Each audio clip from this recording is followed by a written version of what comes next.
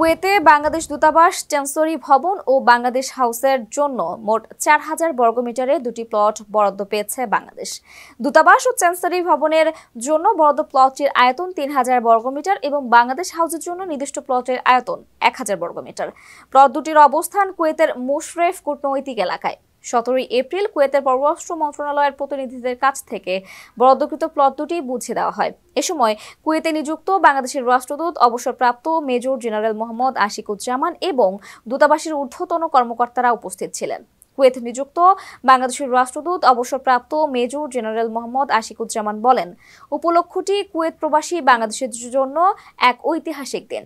বাকি প্রক্রিয়া সম্পন্ন করে কুয়েতের নিজস্ব চ্যান্সেলরি ভবন এবং বাংলাদেশ হাউস নির্মাণের কাজ দ্রুত শুরু হবে।